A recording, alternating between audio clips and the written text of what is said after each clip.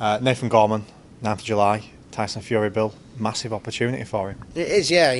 Nathan Gorman, my heavyweight, I think he's 3 fights unbeaten now, Nathan, and he's been looking. He's improving with every single training session, not just every fight. He boxed at the Copper Box last time when Hughie Fury was top of the bill there. He's obviously going to be fighting at the Manchester Arena on Tyson Fury undercard, so he's starting to get showcased, if you like. And these big shows, big venues, he deserves to be on these because he will be filling these venues in a few years' time. I feel so strongly and confident in his ability and his attitude, and he should be on big stage like that. I want people to see him because I think he's going to be exactly where Tyson is. I know that's very high praise, and I'd like to thank Tyson and the Fury camp for giving Nathan this such wonderful opportunity to fight on the big, Manchester's heavyweight champion. He's having his homecoming, and my heavyweight's on the undercard, and I can't thank the Furies enough because people need to see this kid.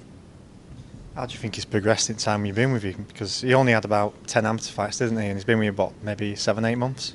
Yeah, he had 10 amateur fights, and he already got in the GB squad, after 10 amateur fights, and he come down and did a little bit of training, and I was shell-shocked, 19 years of age, 18 and a half stone, and they said, yeah, he's had 10 fights, and I thought they were pulling me leg, to be honest with you. I thought, 10 fights? No, he's had more than that, and he just looked so natural, his movement and his ability. He looked like he's been doing it all his life, and he hasn't. I think he's been boxing about 3 years or something like that. It's incredible, just natural, you know what I mean? Something so natural to him, and I can't wait for him to showcase on big shows like this, and people are going to see him. They're going to, I'd like to think I'm quite knowledgeable at the sport and I know my stuff, and this fella's going places, I'm telling you. Yeah.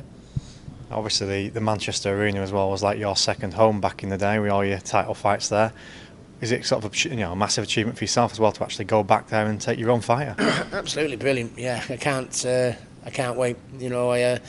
It's Manchester is the place to be again. It was the place to be when I was, there, and we had so many great fighters over the years, like Carl Thompson and Ensley Bingham and Steve the Viking Foster, Anthony Farnell, Michael Gomez. You know what I mean? But even with all them great fighters, we didn't have as many world champions as we've got present day. Terry Flanagan, Anthony Crolla. We have the universally recognised number 1 heavyweight in the world in Manchester. So if you are going to perform on a big stage and a big show at the minute, and I'm very Mancunian, very patriotic, but Manchester's the place to be again, and it's fantastic. That it'd be brilliant to go back in the corner with Nathan. It'd be brilliant, yeah, bring back a lot of wonderful memories.